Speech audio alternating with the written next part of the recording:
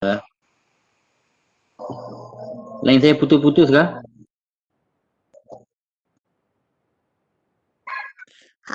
Putus. Hello, Assalamualaikum. Ya doktor, betul-betul. Sorry. Line dekat sini dia tak naik 4G. Line malam ni dekat kawasan saya dia teruk sikit lah.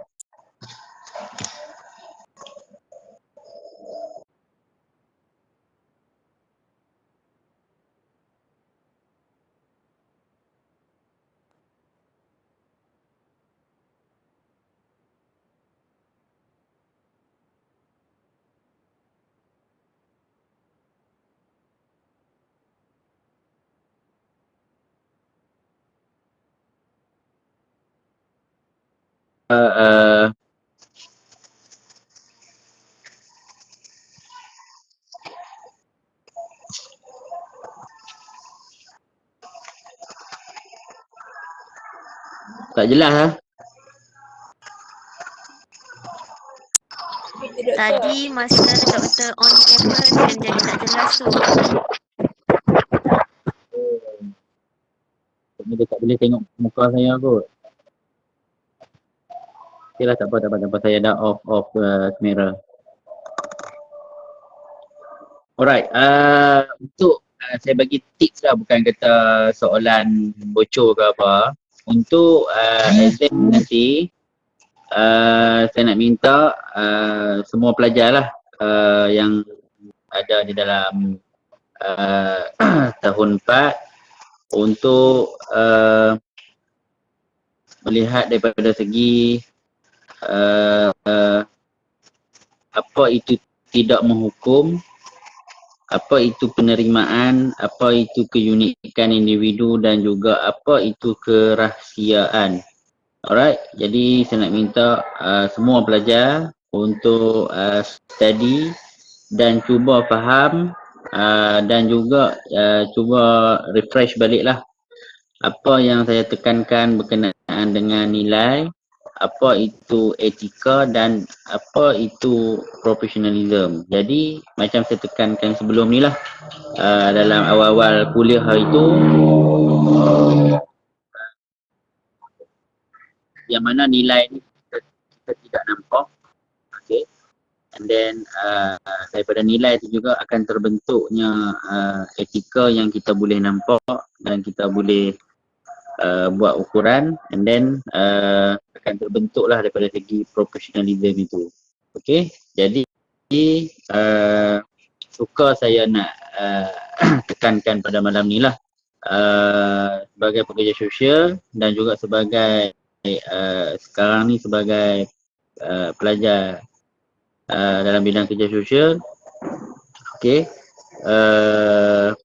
cuba bagi ada term-term tadi di dalam diri kita lah. Tidak kisah sama ada you all akan terlibat secara langsung ataupun tidak langsung dalam setting social work after you all dah habis praktikal nanti ya. Jadi cuba refresh balik apa itu tidak menghukum, penerimaan, keunikan individu dan juga kerahsiaan. Okey. Jadi daripada situ juga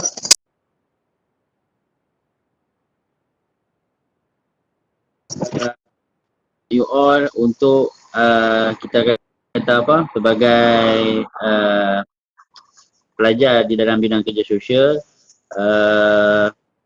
untuk kita kata menghormati dan juga mempromosikan berkenaan dengan hak-hak klien. Okey, klien tadi ni dia luas lah konteks dia tu, yang mana melibatkan kumpulan-kumpulan kita kata macam golongan-golongan sasaran yang kita tetapkan lah kalau kata you all duduk di dalam mana-mana setting nanti. Okey, contoh kalau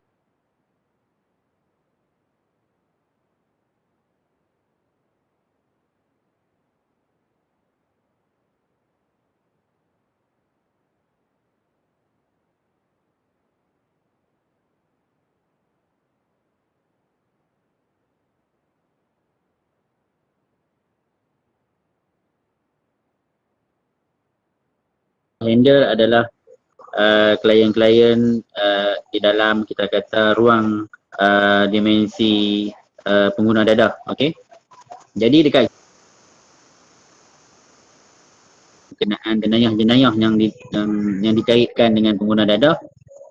Okey, jadi daripada situ saya nak you all untuk neutral, and then kena hormati, dan juga dalam masa yang sama kena mempromosikan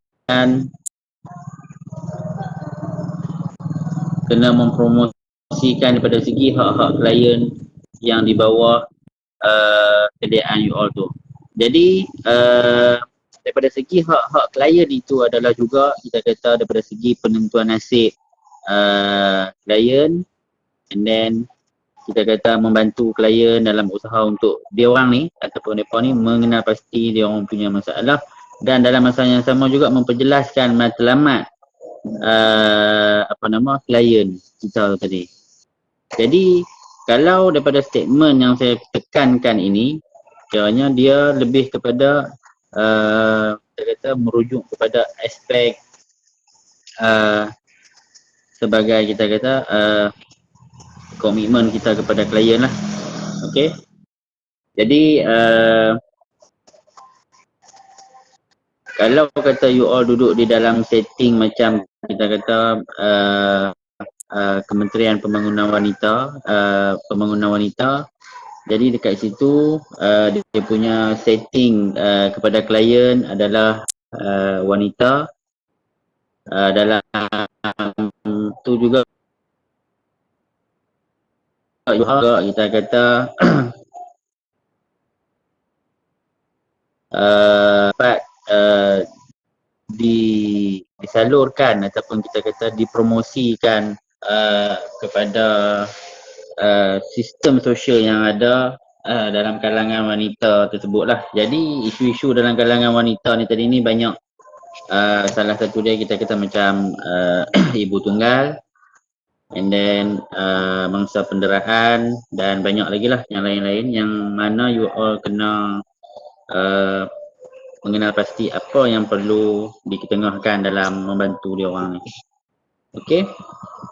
Jadi suka juga saya nak tekankan dekat sini untuk you all semua pelajar-pelajar untuk melihat daripada segi piawaian etika lah. Okey, piawaian etika yang terlibat yang telah ditetapkan di dalam aktiviti profesional semua pekerja sosial yang ada. Okey, daripada segi tanggungjawab etika pekerja sosial kepada klien, tanggungjawab etika pekerja sosial kepada rakan sekerja. Okey. Dan lain-lain lagi lah tanggungjawab yang perlu dilihat secara serius.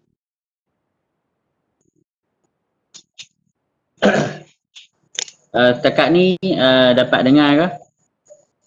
Ke masih putus-putus? Dengar doktor. Dengar doktor, dengar.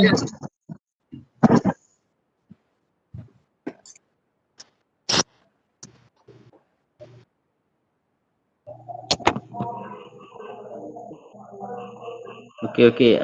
Sekejap. Minit. Aduh, anak panggil. 30 saat.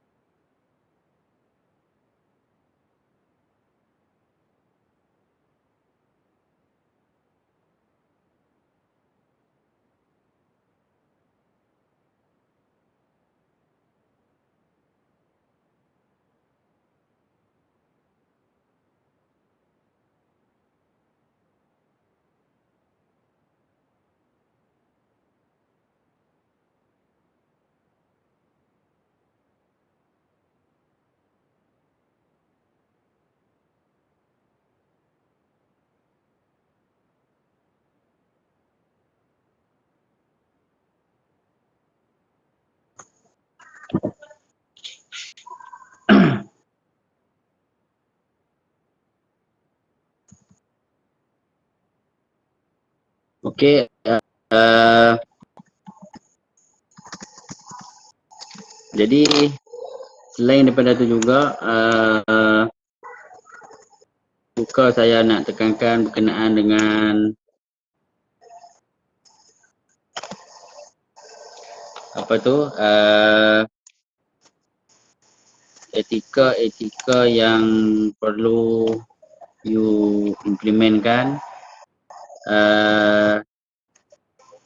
yang mana etika yang dalam kuliah-kuliah sebelum kan berkenaan dengan etika terhadap rakan kerja. Okay. Kalau kata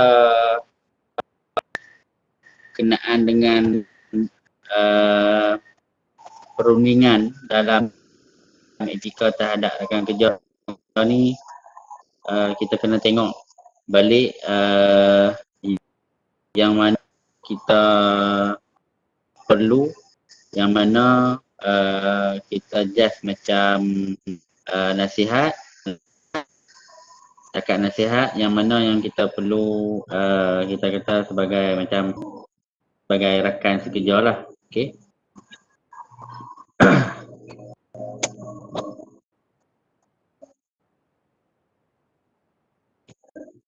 Jadi macam saya kata sebagai pekerja sosial, kita kata macam apa, isu berkenaan dengan politik. Okey, ada juga orang pernah tanya dekat saya kan, kalau kata kita nak jadi neutral di dalam kita punya berkenaan dengan inilah etika kita dalam politik, sebab bila kita macam kalau kata dalam bidang politik ni, setengah orang melihat kalau kata pekerja sosial tu terlibat, dia akan jadi macam bias. Okey, contohlah kalau kata kerajaan yang pegang sekarang ni, kita kata kerajaan PN. Jadi kalau kata seorang pekerja sosial tadi ni, dia terlibat secara langsung dengan YB, dengan kita kata ni lah orang-orang politik yang dilantik sebagai menteri ataupun timbalan menteri. Jadi adakah benda ni menjadi bahaya kepada diri sendiri sebagai seorang pekerja sosial tadi ni, akan menjadi bahaya ataupun akan menyebabkan pekerja sosial tu tadi ni kecenderungan dia untuk menjalankan tugasan sebagai pekerja sosial yang profesional, yang natural tadi akan terjejas, ataupun perlu satu tanggungjawab profesional dalam nak menjalankan tugasan tu. Jadi saya bagi tahu saya nak bagi tahulah dekat you all semua bahawa sebenarnya bila kita duduk di bawah mana-mana kerajaan sekalipun, PN ke, PAS ke, DAP ke, PKR sekalipun, jadi benda tu tak jadi isu. Macam kita kata nak bahaya dekat apa, nak jadi bahaya kepada diri kita lah, takut kita tak boleh nak jalankan tugasan kita tadi ni secara profesional. Okey, yang kita kata juga kita akan kurang daripada perhatian dalam menjalankan tugasan. Bagi saya pun benda ni sebenarnya tak ada kaitan langsung, dan juga daripada segi perlu tanggungjawab profesional dalam nak menjalankan tugasan, bagi saya pun tak ada isu. Sebenarnya selagi you berpegang kepada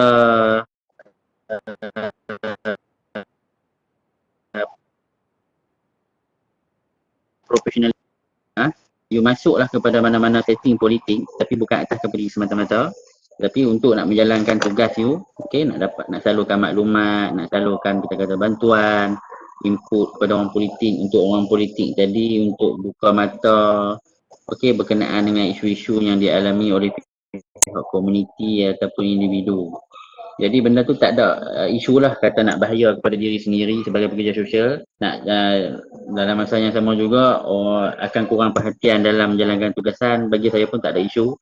Dan juga daripada segi perlu tanggungjawab profesional dalam menjalankan tugasan pun tak ada isu. Once you dah masuk maksudnya you dah duduk di dalam setting social work, you consider dianggap sebagai profesional, sebagai dalam golongan yang profesional lah dalam menjalankan tugasan. Jadi apa yang saya tekankan tadi, tak ada satu lah yang saya tekankan tadi ni sebagai satu, kita kata, asas kepada menghalang tugasan sebagai seorang pekerja sosial yang terlibat di dalam mana-mana parti politik ataupun di dalam bidang politik. Okey. Alright. Saya ingat lagi dalam kuliah saya tekankan mengenai dengan cara berkenaan dengan kerahsiaan dalam konteks menyimpan rekod klien. Okey, jadi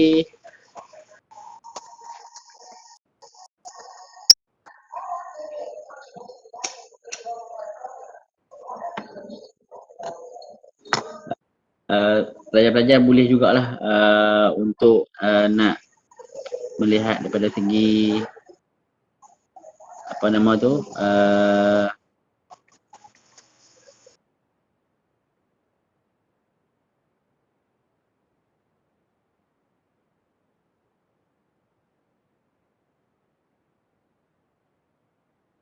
penyimpanan rekod klien, langkah-langkah ambil lah. Okey.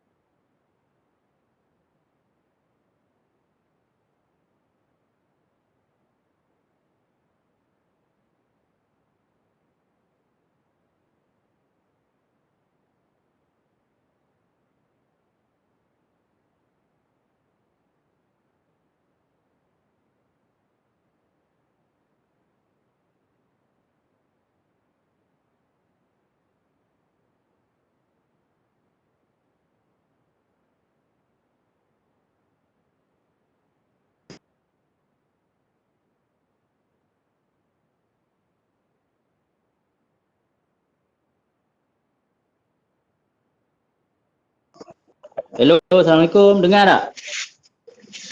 Baru dengar doktor. Baru dengar, tadi tak dengar. Oh, saya cakap seorang-seorang 15 minit tu.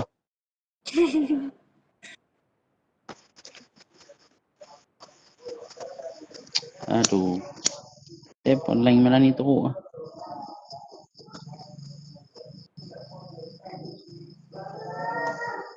Ni sajalah saya nak tanya ni. Agak-agak dalam ramai-ramai ni, 70 lebih ni. Ada tak yang dah dapat detect kawasan rumah dia nak jadi masalah internet down nanti ni? Masa paper saya nanti ni.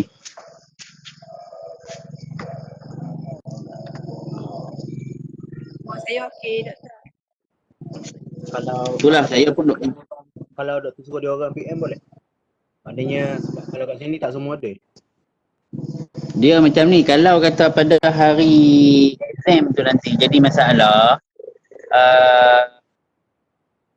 direct ni sajalah, kalau boleh call lah. Okay, Kalau boleh apa WhatsApp tu takut bukanlah terlepas pandang, takut bagus call saja nanti. Dia untuk subjek doktor saja ke ataupun macam mana? Yang tu atas pensyarah lain lah. Kalau saya tak ada masalah, boleh call. Okay. Nanti kalau kata siapa lagi you all ambil, Dr. Hajar, Dr. Amri, cuba tanya dia orang lah. Kalau kami ada problem nanti, kami nak WhatsApp ke, direct call ke, macam mana ke. Sebab hari tu kalau kata contoh lah daripada 70, 80 lebih nanti, tiba-tiba kalau lah kita kata dalam 15 orang, 16 orang jadi masalah dalam tempoh yang masa tu, dia akan jadi kalut juga tu.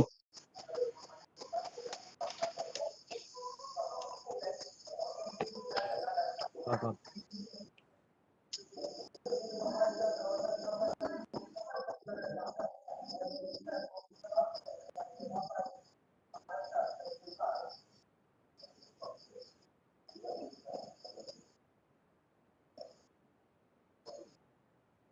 Itulah macam saya pesan sebelum ni lah, kalau kata nak jadi masalah, dah dapat trace peringkat awal ni, kalau boleh nak kena pindah rumah duduk, rumah kakak ke, rumah makcik ke, rumah siapa sekejap pergi lah. Sebab bukan apa, sebab pengalaman saya semester lepas, dia jadi pening juga tu. Sebab kita terpaksa bagi set B ataupun buat exam lain, macam contoh pengalaman saya dengan Wafi. Tu hari yang dia dah ambil exam tu, Wafi ada kot dalam ni kot. Dia punya apa tu?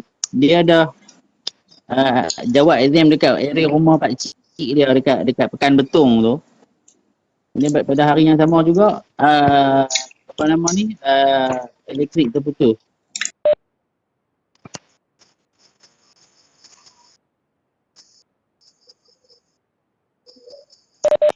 Doktor nak tanya. Ya. Jangan tanya soalan susah-susah. Memang nak susah pun. Weh, janganlah. Kan waktu tu 4 hari bulan 2. So tak tahulah PKP ni macam mana kan. Kalau kata waktu exam tu diperketatkan, memang fully ketat lah. Nak macam mana tak tahu. Macam tu lah, nak keluar pergi mana pun tak boleh. So nak kena call terus lah. Tu masalahnya tu, saya duk risau jenis-jenis tu.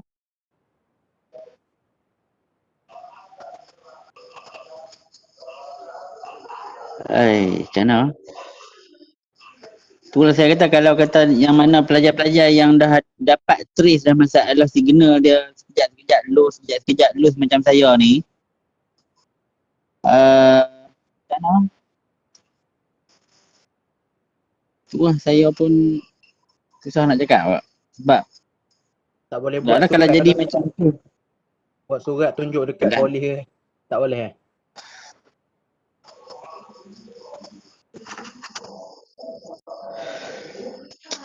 Saya nak kata bukan kata tak boleh. Cumanya kalau kata macam sekarang lah kan, kadang-kadang signal ni dia akan bagi dia akan ada masalah dah dalam, kita kata kalau kita dalam seminggu tu akan ada masalah, maksudnya 2-3 hari sebelum tu dia akan ni dah lah. Akan sekejap ada sekejap tak ada macam tu. Jadi maksudnya katalah 4 hari bulan, maksudnya dalam 30 hari bulan, 29 hari bulan tu dia dah jadi masalah lah tu. Kena get ready lah sebenarnya. Macam saya pun ni, saya tak akan stay dekat rumah saya ni hari UL exam nanti. Saya terpaksa pergi balik ke kuartus sekolah bini saya nanti, sebab kat situ memang signal dia kuat. Tapi tak apalah, macam mana? Tapi saya harap benda ni kita dalam under control kita lah. Okey, cumanya kalau kata jadi juga, kalau katalah, tapi kita jangan minta lah. Kalau kata jadi juga, minta direct call saya saja.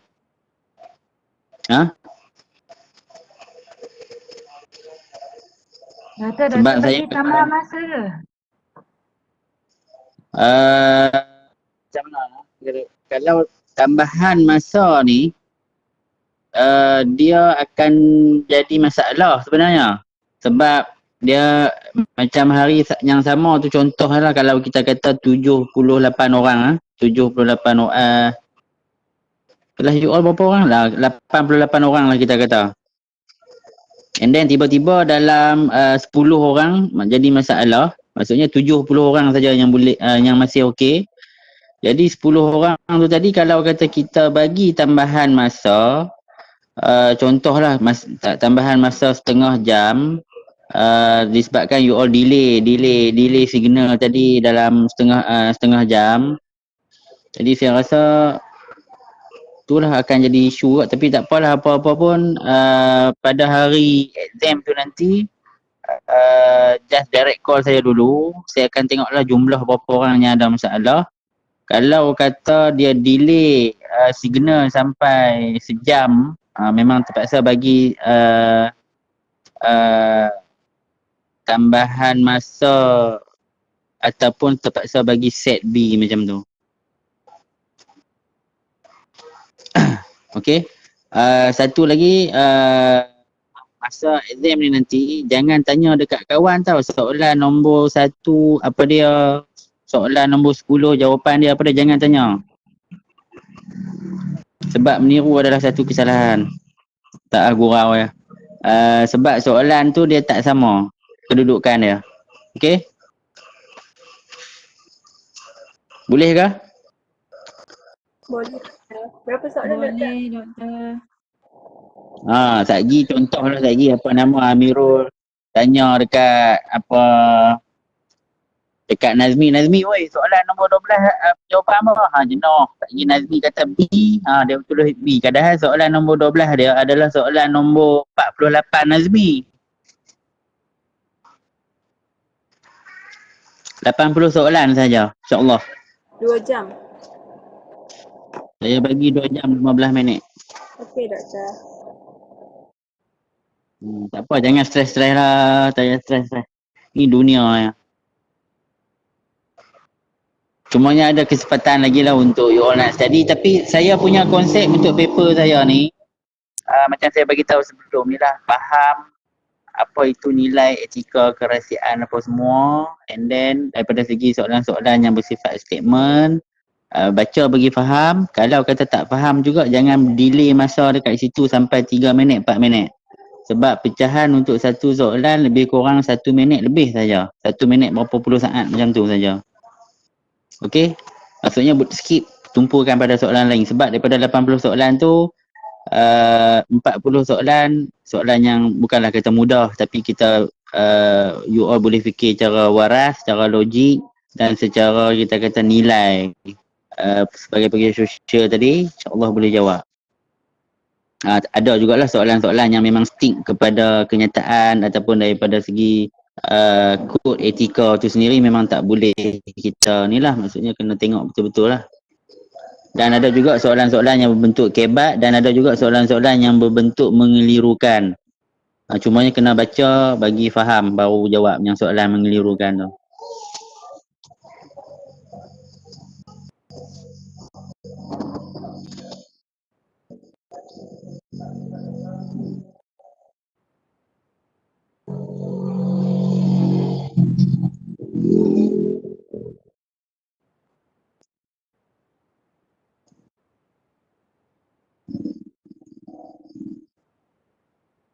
Okey, ada apa nak tanya?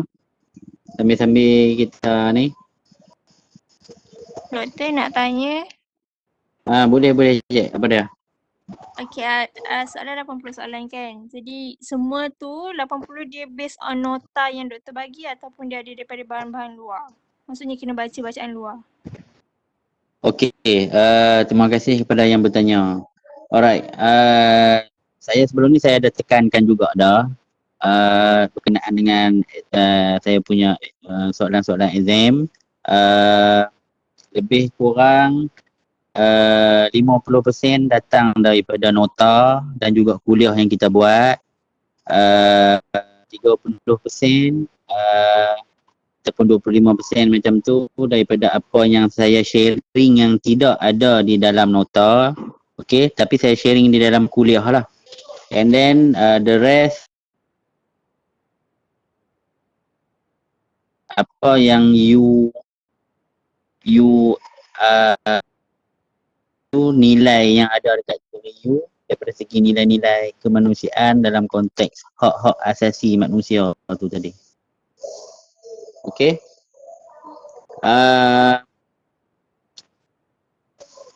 Kalau kita kata okay, boleh saya nak proceed?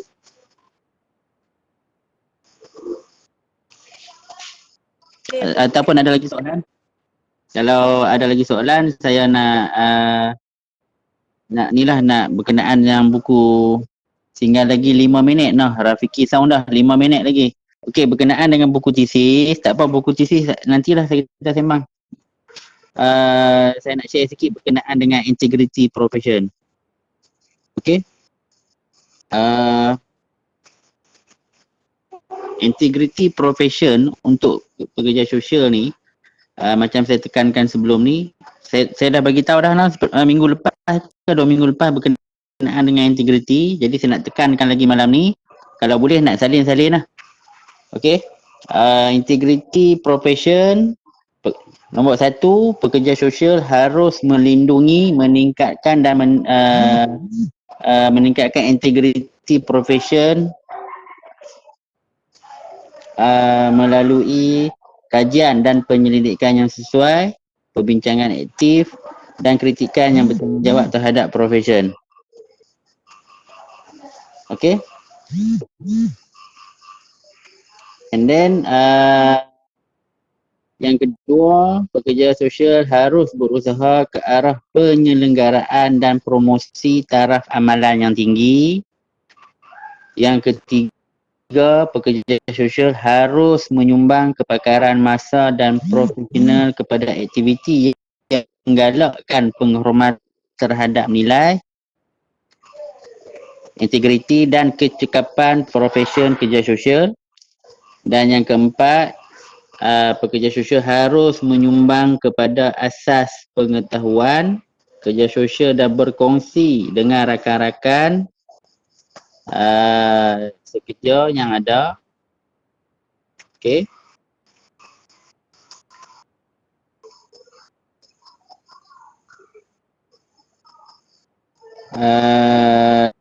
Berkenaan itulah pengetahuan yang berkaitan dengan amalan, penyelidikan dan juga etika. Okey, jadi ada 4 daripada segi integriti, apa nama yang saya kata tadi ni, integrity profession yang bersesuaian bagi pekerja sosial. Alright.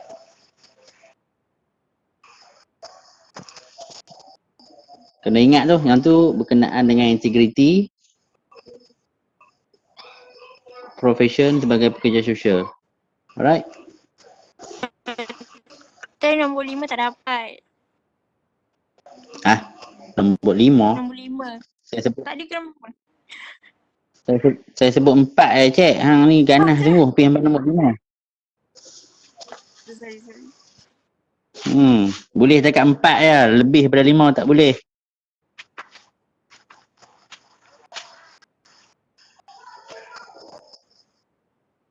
Jangan duk kuat-kuat sangat 2, 3, 4 tu bini duk ada ni.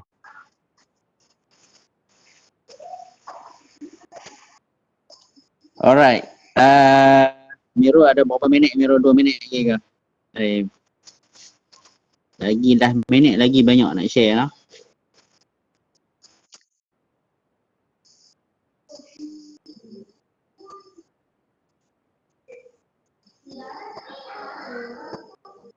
Okey,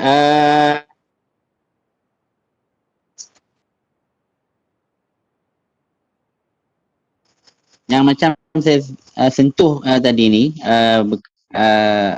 berkenaan apa nama kalau kata kita terlibat dengan politik tadi ni tak akan mengganggu kita apa semua daripada segi urusan kerja kita sebagai profesionalism apa semua tu tadi tak ada isu, maksudnya kita boleh buat apa saja pun. Okey, selagi kita sebagai pekerja sosial, of course lah kita akan bekerja secara profesional. Alright.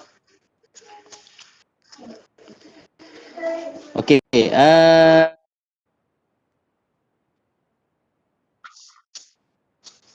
berkenaan dengan tindakan sosial dan politik,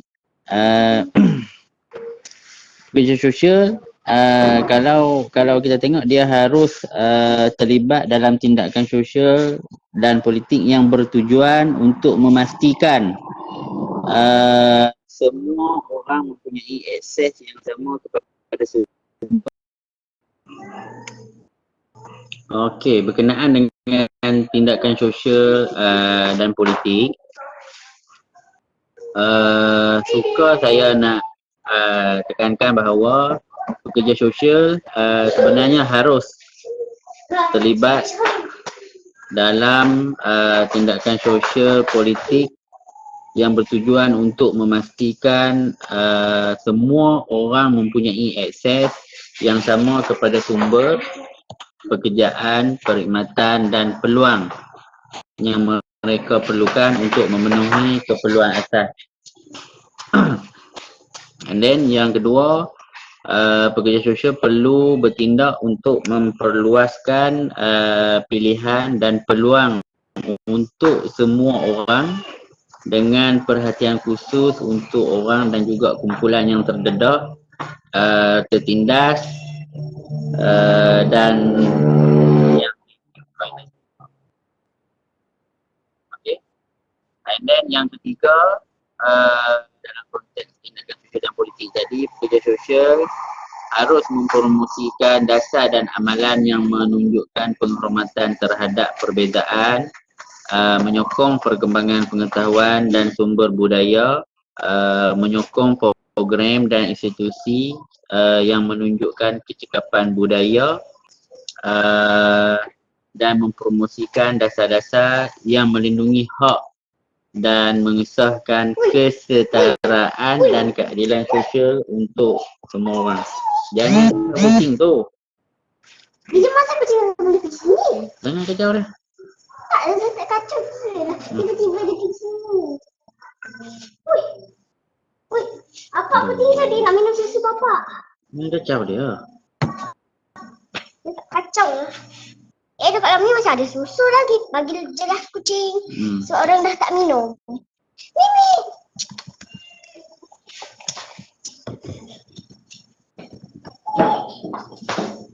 Okey,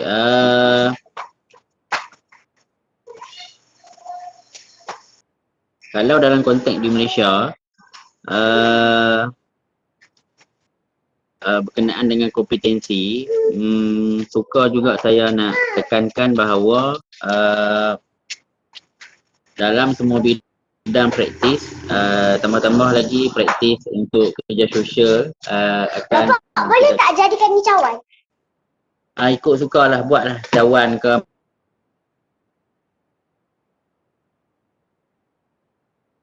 Sekejap. Jangan kacau kucing tu, dia cakar lagi.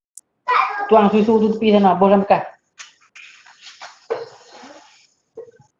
Sorry. Alright, mengenal pasti kompetensi.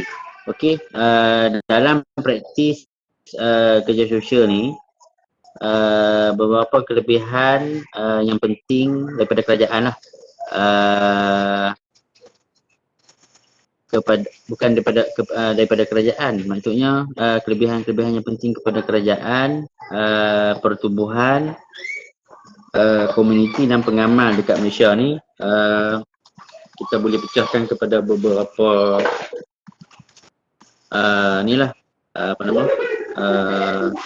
term dia. Menangkan fungsi piawaian dan perkara yang diharapkan daripada pekerja sosial, and then apa lagi ya, mengukur nilai daripada segi memberi panduan berkaitan input tu tadi ni berkenaan dengan pendidikan dan juga pembangunan profesional dalam praktis kerja sosial tu.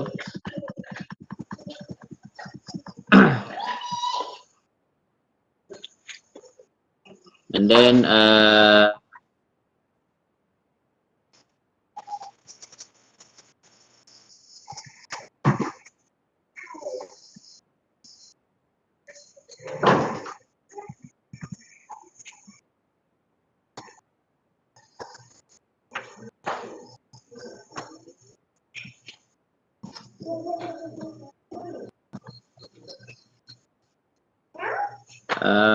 menentukan kesesuaian dan keberkesanan. Seorang lagi pula.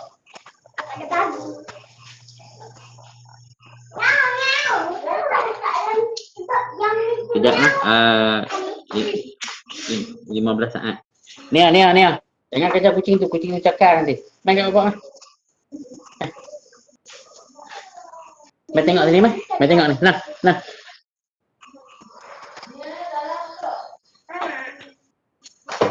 Nah. Tak ada, bagi susu dah.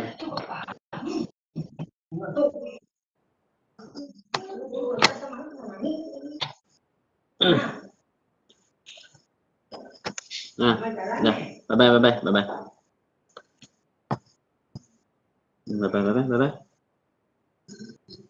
Dah.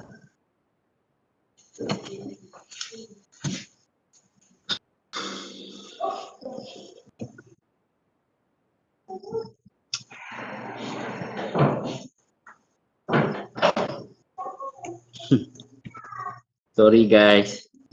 Dekat mana kita tadi? Inilah cabaran-cabaran work from home. Menentukan kesesuaian apa benda tu tadi, Doktor? Oh, okey. Kompetensi. Okey, bukan.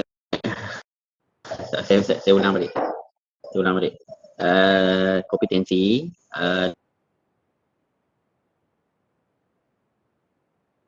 beberapa kelebihan yang penting kepada kerajaan, pertumbuhan komuniti dan juga pengamal kat Malaysia ni, antara adalah untuk menerangkan fungsi piawaian dan keperkaran yang diharapkan daripada pekerja. And then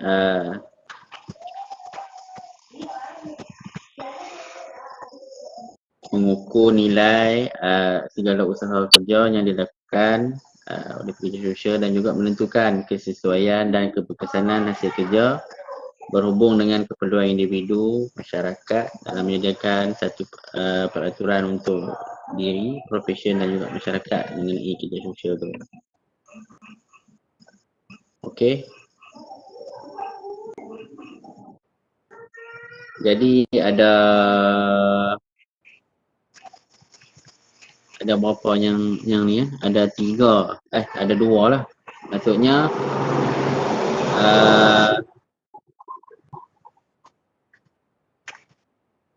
ada juga orang pernah tanya dekat saya, lama dah lah yang saya ingat lagi, adakah kita kata dengan kompetensi ni tadi dalam semua bidang praktis ni, tambah-tambah kita kata kerja sosial ni tadi kan,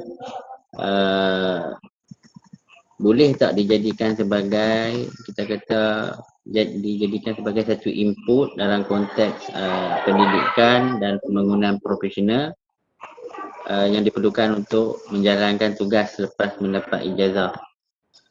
Jadi saya saya bagi tahu baliklah, dan kita sendiri pun ada berbincang di dalam MASW, Malaysian Social Work Association, yang mana kalau kita kata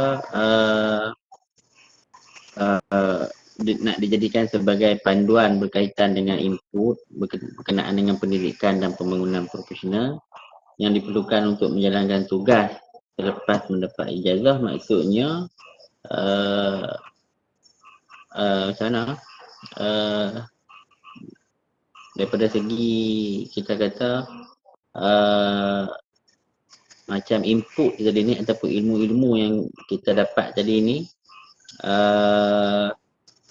lebih kepada untuk nak jalankan tugas selepas dapat ijazah tadi ni semata-mata kita berdasarkan kepada ilmu. Tetapi ilmu tadi kalau kata tanpa nilai, maksudnya dia tidak akan membentuk kepada praktis profesional tu sendiri. Jadi perlulah dia datang daripada segi kita kata daripada segi fungsi, daripada segi nak menerangkan fungsi, piawaian dan juga kepakaran yang diharapkan kepada pekerja sosial tadi. Bukanlah lebih kepada kita kata input pendidikan dan juga pembangunan profesional tu tadi ni dalam konteks nak menjalankan tugas ataupun kerja kita selepas kita dah grade nanti. Okay. Jadi kita kena clear dekat situ lah.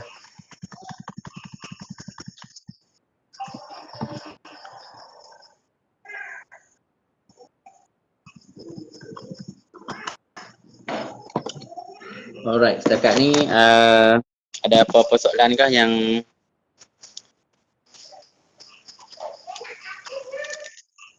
nak tanya?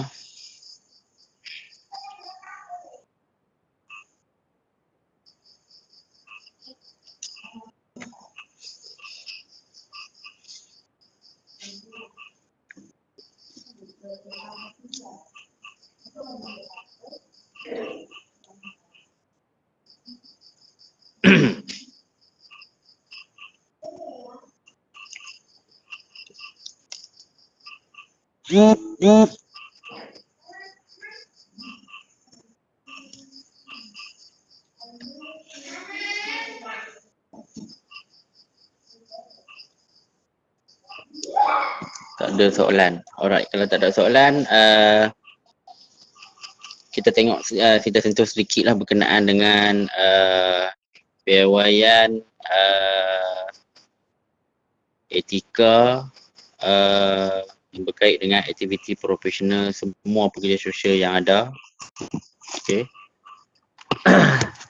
Jadi piawaian etika yang patut ada lah. Okay. Ni berkenaan dengan piawaian ni kena take note, bukan take note lah, ada di dalam nota, cumanya saya nak tekankan juga malam ni supaya you all clear berkenaan dengan piawaian etika, iaitu nombor 1 adalah tanggungjawab etika pekerja sosial kepada klien. Yang tu kita tak boleh elak dah, sebab pekerja sosial akan terikat dengan klien. Jadi tanpa klien, siapalah pekerja sosial? Maksudnya kalau tak ada klien, tak ada kerja lah kita. Okey.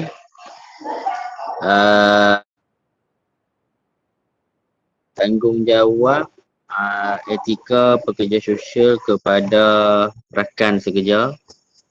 Okey, yang tu ada di dalam setting ataupun kita kata di dalam ruang dimensi kerja di dalam organisasi lah.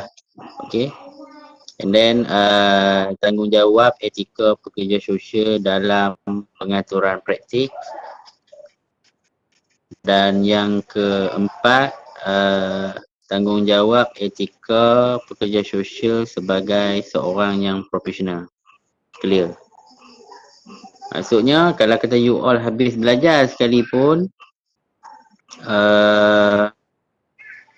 kalau kita duduk di dalam setting social work ni, 4 piawaian yang patut you all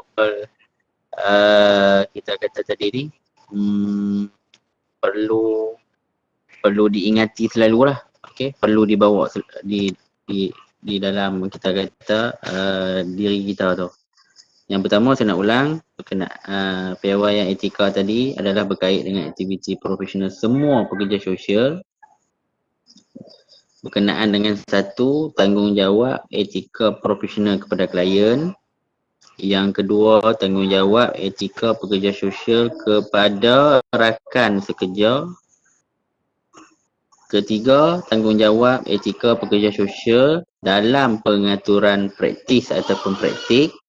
Dan yang keempat, tanggungjawab etika pekerja sosial sebagai seorang profesional.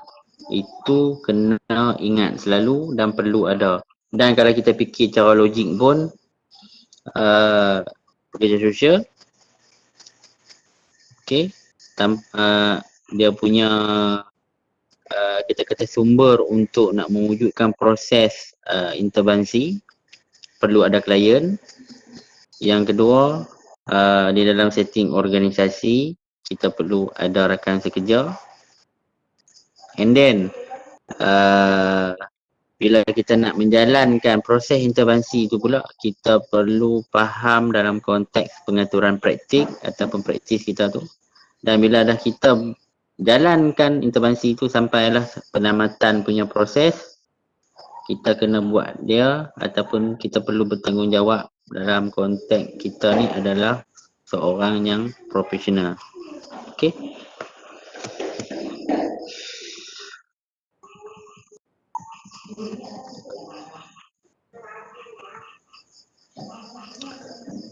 Alright. Sebagai pekerja sosial, suka juga saya nak tekankan malam ni berkenaan dengan pekerja sosial harus merujuk klien kepada profesional lain. Okey, yang ni selalu dah saya cakap daripada kuliah. Berapa saya tak ingat tapi saya ingat saya selalu bercakap. Apabila pengetahuan kita ni terhad, kepakaran kita ni terhad, okey, dan kita perlu untuk selesaikan isu yang dihadapi oleh klien. Okey, jadi tapi dalam masa yang sama tadi kita sendiri tak mampu. Okey, jadi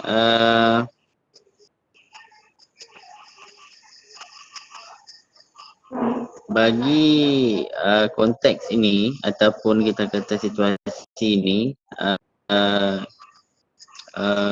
macam mana kita nak cakap? Kalau kata kita nak buat macam rujukan untuk perkhidmatan, okey, bila kita nak buat rujukan untuk perkhidmatan, jadi kalau kata pekerja sosial ni tadi ni, dia hanya ada pengetahuan khusus.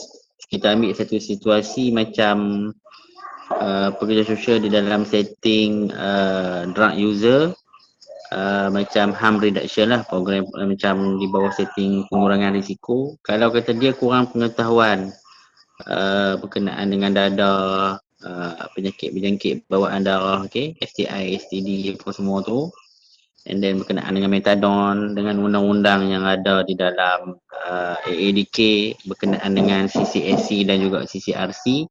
Jadi bagaimana kita nak bagi input kepada klien tu berkenaan dengan apa yang patut dia dapat maklumat tadi dalam konteks kita kata untuk rujukan bagi perkhidmatan yang ada di institusi-institusi yang menjalankan kita kata program rawatan ataupun program-program pengurangan risiko tu tadi. Okey. Jadi sebagai pekerja sosial, kalau kita tak boleh nak handle kes macam ni dan kita tak mampu, maka janganlah kata kita nak go ahead juga tanggungjawab tu, dan kita perlulah untuk melepaskan kes kita ini kepada rakan sekerja yang lebih berpengalaman yang pernah urus kes-kes yang macam tadi, macam saya kata tadi berkenaan isu-isu rawatan dan juga pemulihan dadah tu tadi. Okey.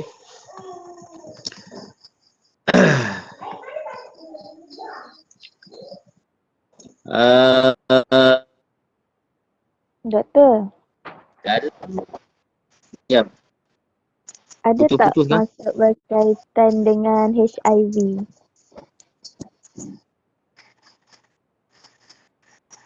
Okey, maksud awak soalan tak jelas. HIV. Ada tak setting untuk setting tak, maksudnya isu ataupun kes HIV, sebab dalam kuliah doktor ada sentuh pasal HIV.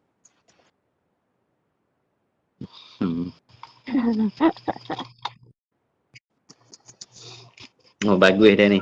Nama apa yang tanya soalan ni? Dini. Dini. Dini. Okey Dini. Soalan kalau ikut dalam kursus kita ni, nama dia apa orang kata, nilai etika dan profesionalism. Jadi kalau kata ada soalan berkenaan HIV pun dia lebih kepada statement lah kot. Dia tidaklah kita menjurus direct kepada akta berkenaan dengan HIV, penyakit-penyakit direct kepada HIV, apa itu HIV, bagaimana nak cegah HIV itu tak ada lah. Tapi mungkin kot kalau kata ada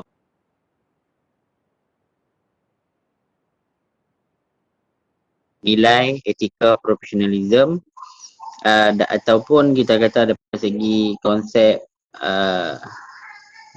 kita kata kompetensi yang tu lah. Dia tidak akan menjurus direct macam paper pemulihan dan jagaan masa tahun 3 tu. Dia beza. Okey. Saya menjawab ke Dini? Menjawab. Terima kasih. Jadi tak payahlah nak hafal berkenaan HIV tu.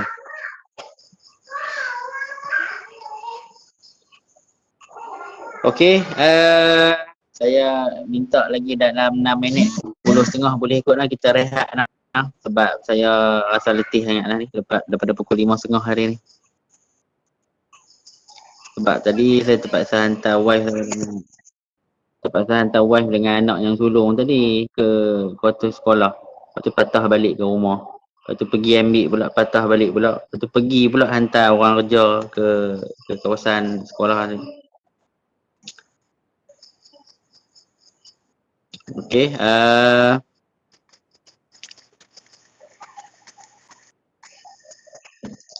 cuba tengok jugalah berkenaan dengan NASW. Okey. NASW ada dalam nota. Kalau rasa nota saya tadi tak berapa nak cukup ataupun tak ada nak rakam, nak catat apa yang disampaikan dalam kuliah berkenaan dengan NASW. NASW tu dia peringkat international. Jadi MASW ni berpaksikan kepada NASW. Jadi kalau kata bahan nota yang ada dekat dekat klip ataupun yang ni tak cukup, boleh search saja dekat Google, ada saja dia punya maklumat-maklumat berkenaan dengan NASW yang ditulis oleh academician di Malaysia ataupun Indonesia. Alright. Jadi alang-alang kita dah sentuh berkenaan dengan NASW, suka saya nak tekankan berkenaan dengan nilai teras NASW sebelum pukul 10.30. Satu, dia lebih kurang MASW juga. Okey, tapi ini nilai teras yang ada di bawah NASW, membantu individu menangani masalah sosial. Okey. Minta note lah. Dan yang kedua, mencari jalan penyelesaian masalah. Yang ketiga bertanggungjawab berdasarkan matlamat, prinsip, nilai, etika pekerja sosial. Okey, itu yang ketiga tu. Yang ketiga tu dia pecah pula kepada 3. Okey, dia pecah kepada 4. Nombor 1, membantu individu menangani masalah sosial. Yang kedua, mencari jalan penyelesaian masalah tersebut. Yang ketiga, bertanggungjawab berdasarkan matlamat, prinsip, nilai, etika pekerja sosial. Dan yang keempat, mengenal pasti dan memahami kepentingan hubungan. Pegang 4 ni insyaAllah boleh jawab kot. Waktu berkenaan dengan nilai teras NSW lah. Okey. Ada tak jumpa perkataan Yilaja 1982 berkenaan dengan etika kerja sosial dalam nota saya? Ada tak nama Yilaja yang saya cite? Ada tak?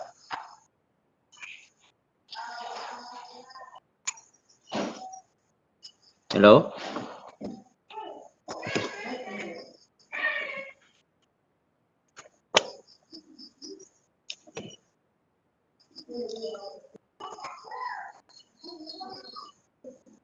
Tak, saya panggil nama sekejap.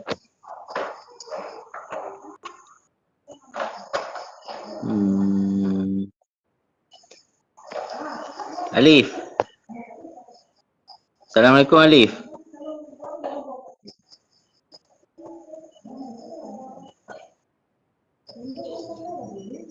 Woi, Alif tak mau sembang dengan saya tu. Okeylah. Ada doktor? Ada. Ada saya juga. Ada. Okey, kalau ada, Yilaja tu kata apa nah?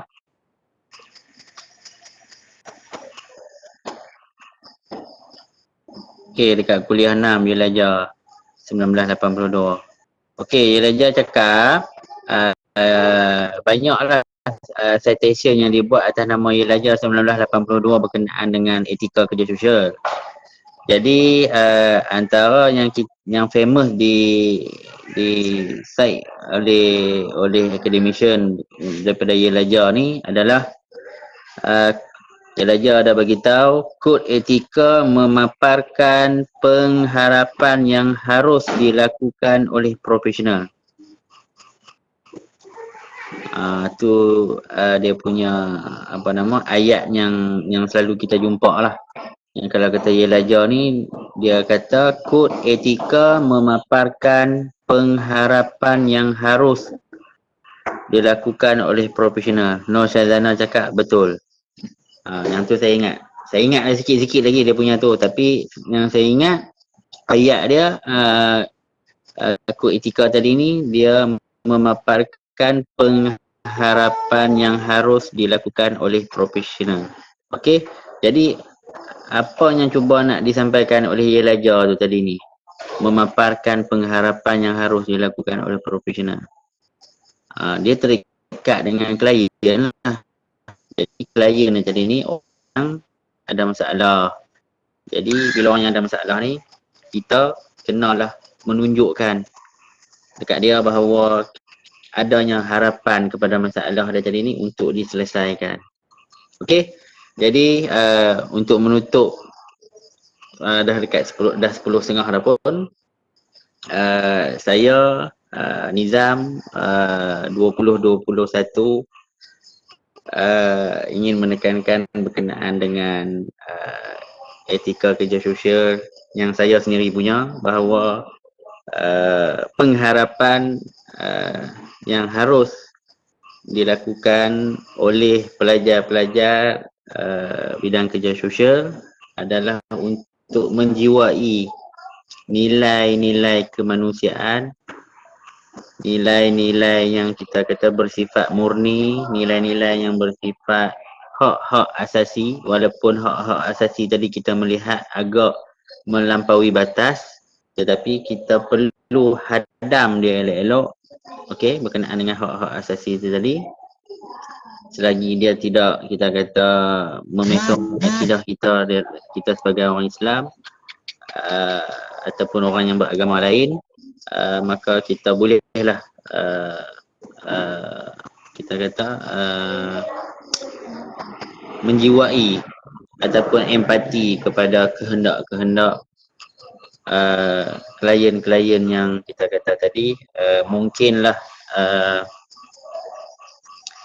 bertentangan dengan nilai-nilai norma kehidupan kita sebagai pelajar di UNIZA ataupun sebagai dalam konteks sub budaya di Malaysia. Jadi sukalah di sini untuk saya nak bagi tahu dekat pelajar-pelajar semua bahawa jangan susah hati. You all tahun 4, semester 7 final year, dan lepas ni kita tak jumpa lagi dah. You all akan bertebaran di tempat-tempat praktikal. Okey, jaga diri semua.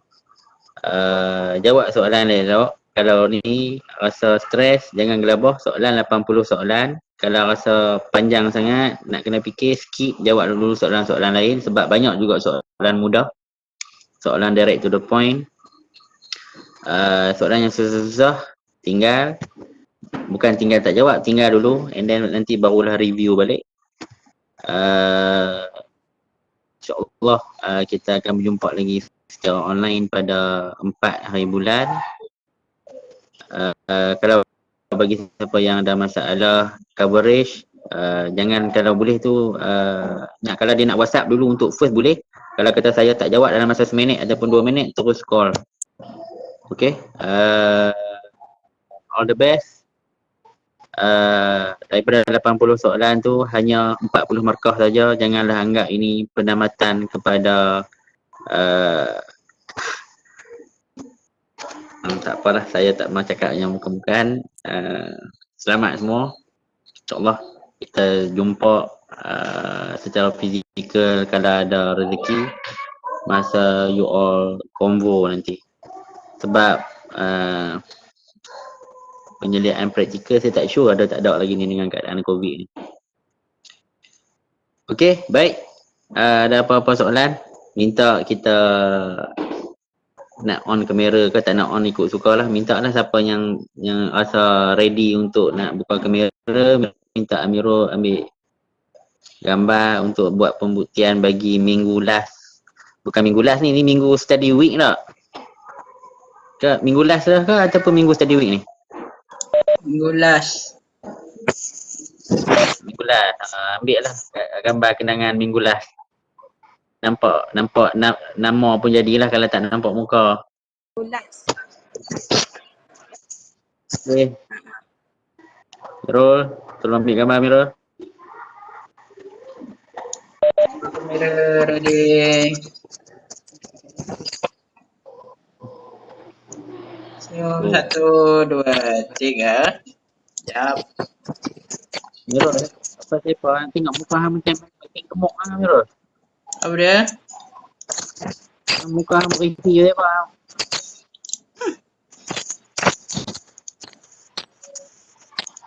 Bahagia. Okey. Bahagia, alhamdulillah.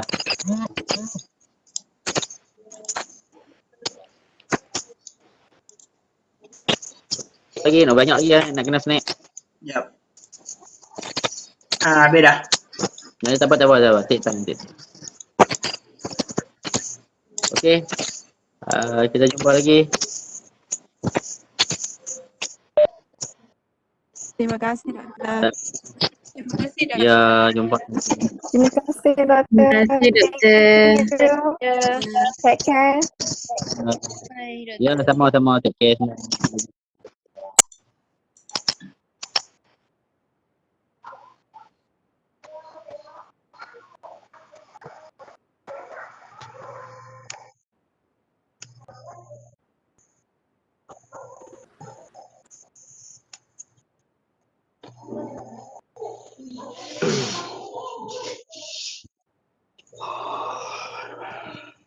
kasih doktor.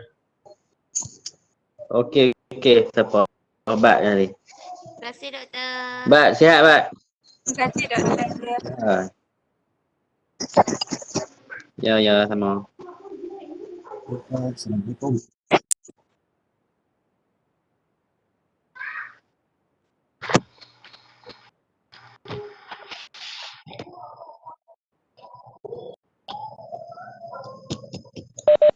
Terima kasih doktor. Ya, sama doktor. Okay, baik. Saya keluar dulu ah. Assalamualaikum. Salam.